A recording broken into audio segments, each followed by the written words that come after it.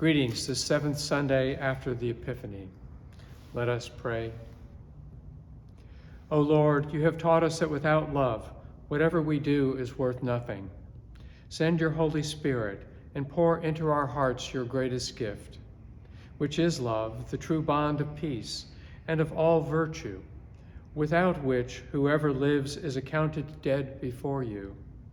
Grant this for the sake of your only Son, Jesus Christ, who lives and reigns with you and the Holy Spirit, one God, now and forever.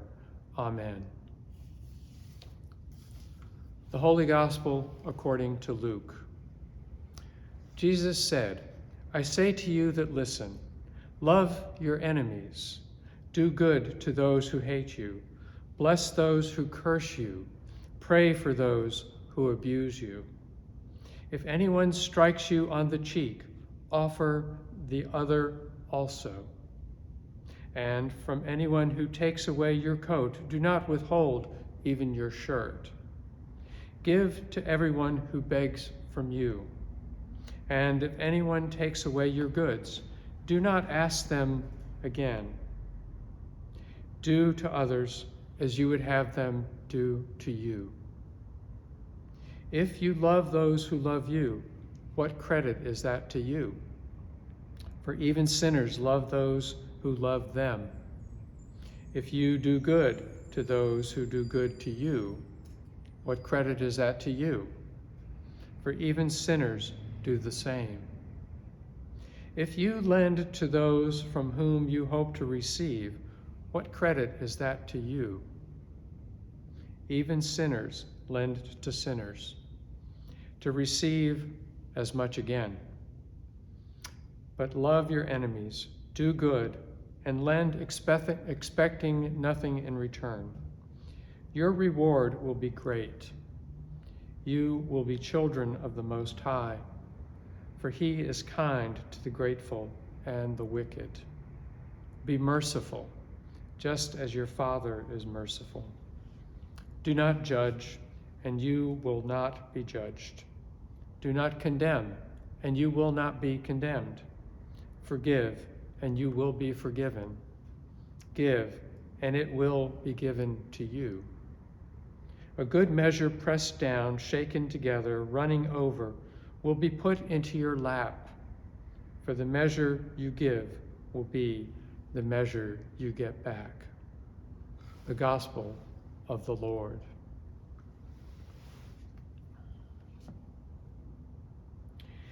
The words in today's gospel are a continuation of what started last week in what is commonly referred to as the Sermon on the Plain. It's Luke's version of what we hear in Matthew's gospel that we refer to as the Sermon on the Mount. In this particular passage, we hear many of Jesus's admonitions to his disciples and followers that we have become familiar with as the core code of being a Christian, the actions and acts that we should put in motion in order to express the gift of love that we hear about in the opening collect. I say to you, love your enemies, do good to those who hate you, bless those that curse you, pray for those who abuse you. These are not words that we feel comfortable with in this day and age. You can be driving down a highway on I-85 and somebody comes up behind you, gets on your tail, so to speak, seeking to make you move faster so that they can get around you because the traffic is heavy and they are in a hurry to go nowhere. And that can cause you to feel your stomach clench and your heart go cold and your head go unreasonable. And you might say, well, I'm not going to say it here in church. But if we are acting as Christians in that very specific situation on the highway, we might just go ahead and speed up a little bit, let them get around us, Or we might slow down enough so that they can, in fact, get around us. The fact of the matter is that we have to translate into action the kinds of words that we are hearing in Luke's gospel today. The key phrase, or one of the key phrases in this particular gospel, is what we recognize as the golden rule.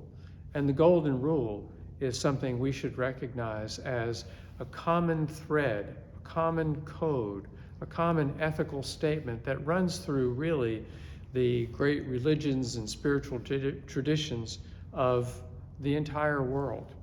Do to others as you would have them do to you. It reaches its expression in different ways, sometimes in a negative form. Do not do to others what you would not want done to you. But do to others as you would have them do to you is the way Luke states what we have come to know as the golden rule, and which can be viewed as a summary, really, of what is the essence of Christian ethics. And then later on in this gospel, we hear Luke tell us in Jesus' words those things that just about anybody can do, that would characterize anybody.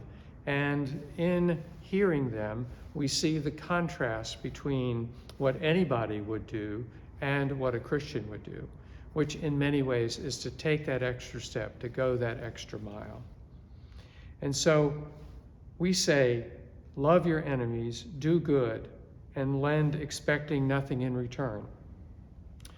This notion that we might lend without expecting anything in return has a much more complex history to it than perhaps we can take up in a sermon under these circumstances, but has in many ways become the basis for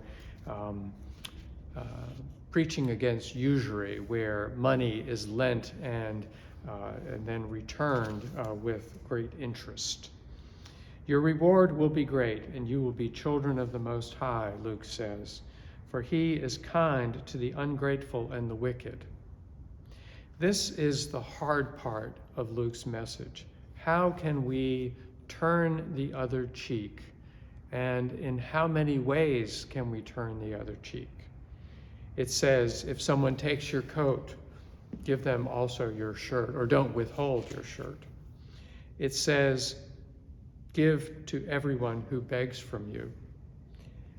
My own personal practice is when I see somebody begging, I give them money. My wife says, you're a soft touch, you're a softie. You know that they're going to use that money for something they shouldn't be using it. Well, that may be true, but I'm not here to judge them. Because it says, do not judge, and you will not be judged. Do not condemn, and you will not be condemned. Forgive, and you will be forgiven. Give, and it will be given to you. I don't know when that'll happen.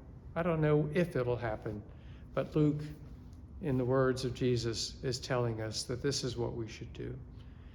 So as we think about the words of this gospel, this Sermon on the Plain, and we hear the final words of it. It says, for the measure you will give will be the measure you get back. We might also hear an echo here of what sometimes is called the law of karma, that what you give will be returned to you, and what you do in this life will be rewarded or punished according to what you have done. This gospel from Luke has a universal quality about it that I think we can recognize as at the heart of the Catholicity of Christianity. And by Catholicity, we mean the universal quality of what we call Christian. I was reading last night about how the way of Jesus, in the words of our presiding bishop, Michael Curry, was a new way of being in the world. And what was so shocking to the Greco-Roman culture of the time was how Christians would actually put into action these words that we hear in Luke's gospel, or some version of them, that they drew together in community and became a sign to the world of a new way of relating to one another, which, after all, is at the essence and at the heart of what is the meaning of love. Love is a readiness to be in relationship with others, and whether that love is returned or that relationship is a rewarding relationship hardly matters in the way that Jesus was teaching us. What matters is that we are open and ready to be in relationship. We are open and ready to give to those who are in need, and we are open and ready to give without expecting anything in return. Amen.